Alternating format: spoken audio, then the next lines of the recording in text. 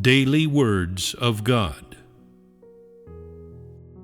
What man has achieved now, his present stature, knowledge, love, loyalty, obedience, and insight, these are results attained through the judgment of the Word.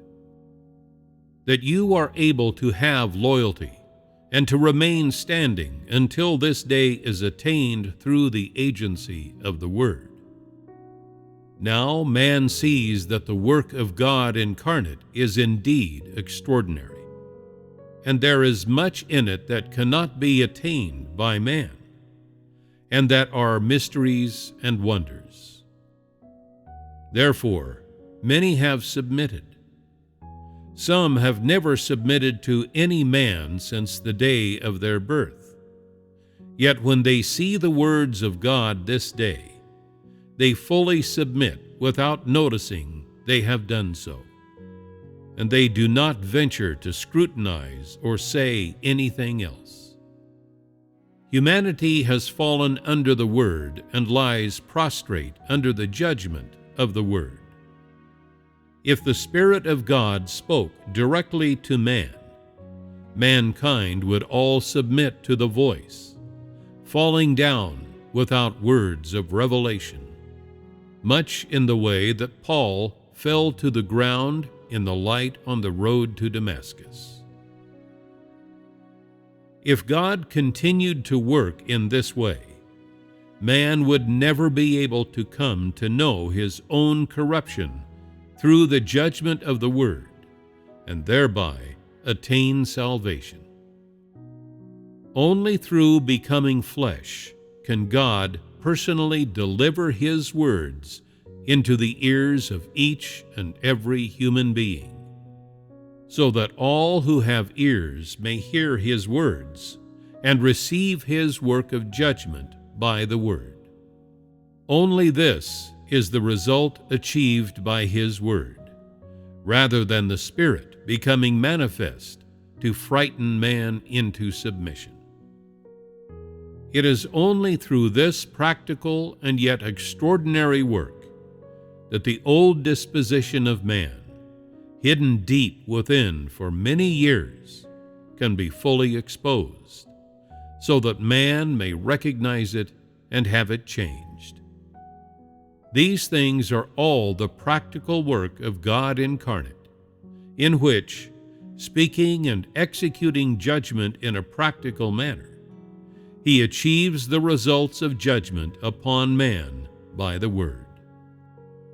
This is the authority of God incarnate and the significance of God's incarnation.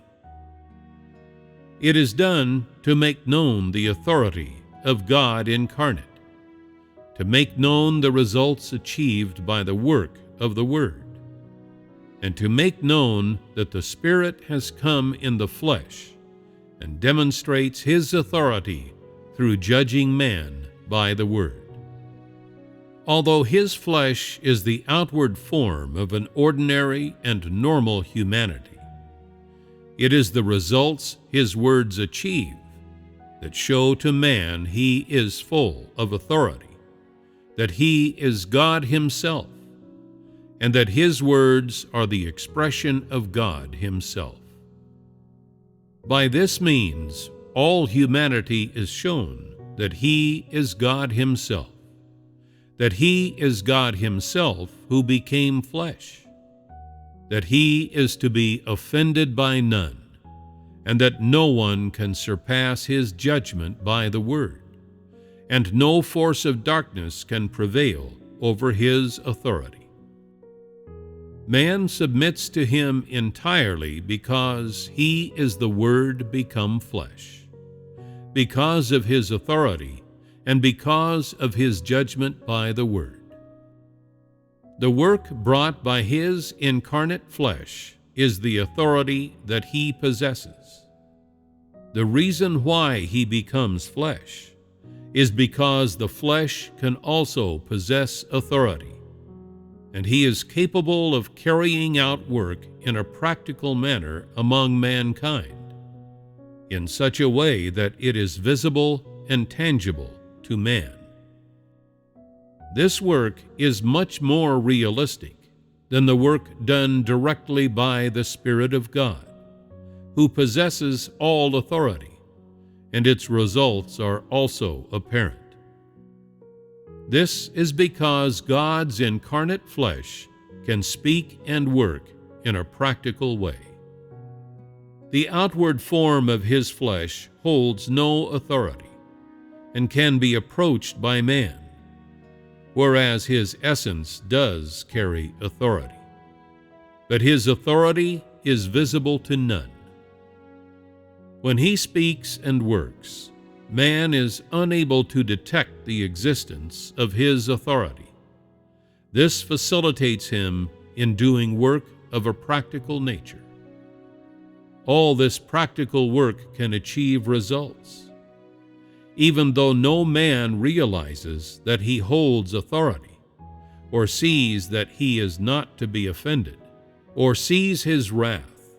He achieves the intended results of his words through his veiled authority, his hidden wrath, and the words he openly speaks. In other words, through his tone of voice, the sternness of his speech, and all the wisdom of his words, man is utterly convinced. In this way, man submits to the Word of God incarnate, who seemingly has no authority, thereby fulfilling God's aim of saving man. This is another aspect of the significance of his incarnation, to speak more realistically and allow the reality of his words to have an effect upon man, so that man may witness the power of the Word of God. Therefore, were this work not done by means of the Incarnation, it would not achieve the slightest results and would not be able to fully save sinful people. If God did not become flesh, he would remain the Spirit who is both invisible and intangible to man. Man being a creature of flesh, he and God belong to two different worlds and are possessed of different natures.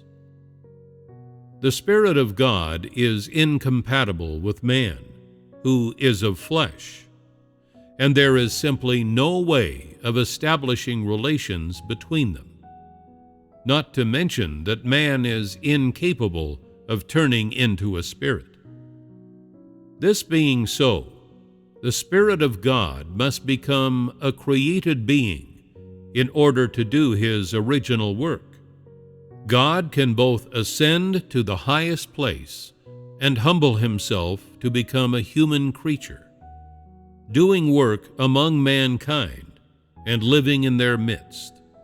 But man cannot ascend to the highest place and become a spirit, and even less can he descend to the lowest place. This is why God must become flesh to carry out his work.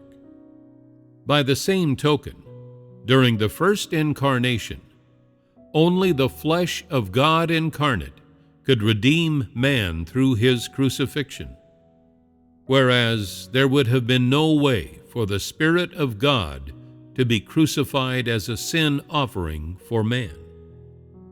God could directly become flesh to serve as a sin offering for man, but man could not directly ascend to heaven to take the sin offering that God had prepared for him. This being so, all that is possible would be to ask God to run back and forth a few times between heaven and earth, not to have man ascend to heaven to take this salvation. For man had fallen, and moreover, man simply could not ascend to heaven, much less obtain the sin offering. Therefore, it was necessary for Jesus to come among mankind and personally do the work that simply could not be accomplished by man. Every time God becomes flesh, It is out of absolute necessity. If any of the stages could have been carried out directly by the Spirit of God, He would not have submitted to the indignity of being incarnated.